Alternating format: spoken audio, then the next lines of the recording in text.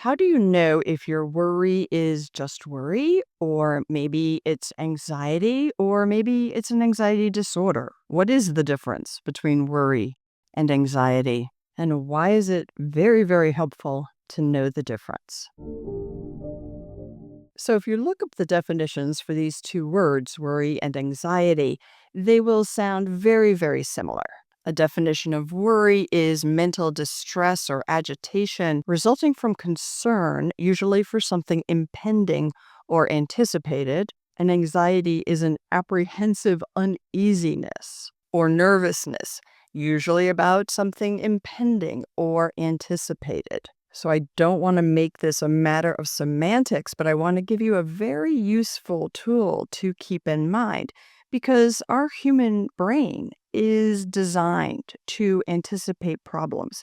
It's designed to think into the future and look for snags, look for problems so that we can problem solve, so that we can do something about it, right?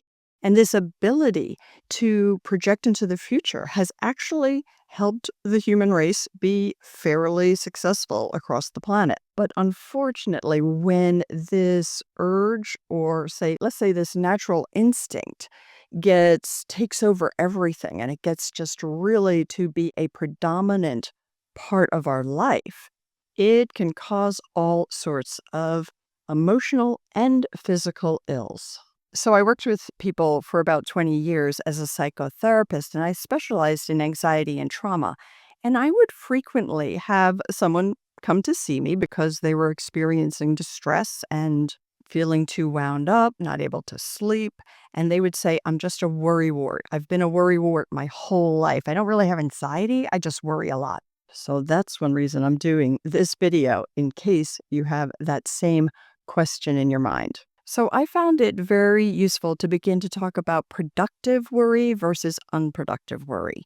So we have this talented human brain that can project into the future. If there is a problem and there's something we can do about it, and our concern and worry and our thoughts are about something that's within our control that we can change to improve the outcome, that's great. That's productive. But most people who get into an anxious spiral or a worry-wart state of mind are focused on a problem that they are powerless over. They're focused on something they can do nothing about. And in fact, I can imagine some people watching this are going to be thinking to themselves, of course, those are the things we're really anxious about, the things that we can't do anything about. But here's the thing. If you can't do anything about it, you're wasting precious time, energy, brain power worrying about something you can do nothing about, and you're generating stress chemicals, which long term, as you know, aren't good for you and might prevent you from sleeping and cause other problems. So, learning to identify this is productive worry, there's something I can do here, or this is something I'm powerless over, and I will have to, in one way or another, accept my powerlessness. And acceptance does not mean I'm just going to roll over and let anything happen. But acceptance means, yeah, this is out of my control. And I don't want that outcome. But I don't have to spin my wheels worrying and worrying about it because there's nothing I can do. So let's talk about a couple of quick examples. Let's say you have a teenager who just got their driver's license and they are heading out one of the first times they're going out for a drive, and you're really worried. Now, this would be a normal parental response, right? But if you've followed the precautions you can follow, such as making sure the child passed the driver's test, understands the rules and laws, there's an element of a leap of faith that comes in here. And I know that's hard because I'm a parent. I've been through this. And if you anticipate something might happen and you want to keep your phone on and keep your phone close to you, that's fine. That could be considered a reasonable step that came out of a productive worry. But if you turn your phone on and you keep it next to you and you are checking it constantly, and maybe you're even calling your kid, or you're just pulling up the news, or you're worrying, and you can't concentrate on anything else, that's anxiety. Another example is, let's say you want to make sure your house is safe from fires. very reasonable to do as let's say you're a new homeowner.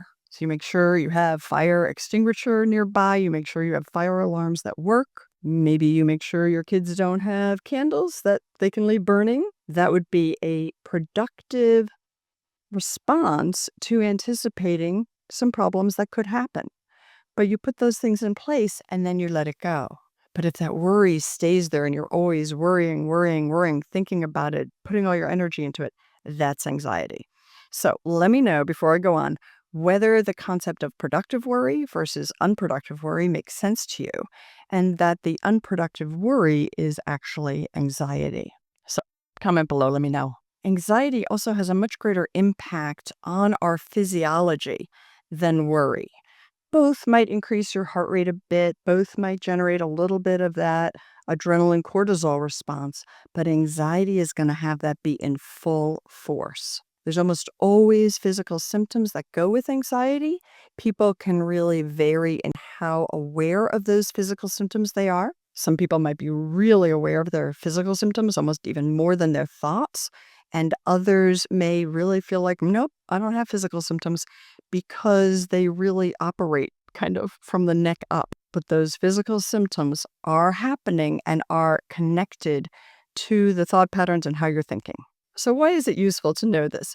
It's useful to know because anxiety is actually a very treatable condition. You really can recover from an anxiety disorder. Now, what takes something from just sort of a regular anxiety to an anxiety disorder? That varies by the type of anxiety it is. But if it's causing you a lot of distress, if it's occupying a lot of your time, if it's interrupting your ability to concentrate, if it gets in the way of your sleep, it's likely at the level of a disorder, and it's worth getting evaluated, going through a couple of those self-help checklists, because if you're able to identify that you have an anxiety disorder, treatment can help. And in working with people, I found that most people could recover with some type of talk therapy, whether it was cognitive behavioral therapy or EMDR therapy. I'll put the words here on the screen, and I do have other videos you can go look up about it. But I'd say most people did not need medication, but some people did, and the combo can really, really help. So if you have a habitual pattern of worrying in your mind or a habitual pattern of anxiety, know that we really can change these patterns in our brain. And I do have a free webinar. I'll put the picture here, and I will put a little QR code. You can shoot that to get to the page where you can register for the free webinar, Rewire Your Brain for Joy and Confidence. I talked through some research about how meditation, this is only one little piece of it, but I'm just mentioning it for you, how meditation can actually change the physical structure of your brain. So changing thought patterns, changing behaviors can rewire how these synapses are connecting. So you can begin to concentrate on those things in your life that are positive, that are good, so you can feel happier and more joyful. And I'm working on a video about the diagnosis of generalized anxiety disorder. So make sure you subscribe and hit that notification bell so you're notified when the next videos come out. And I will see you next week.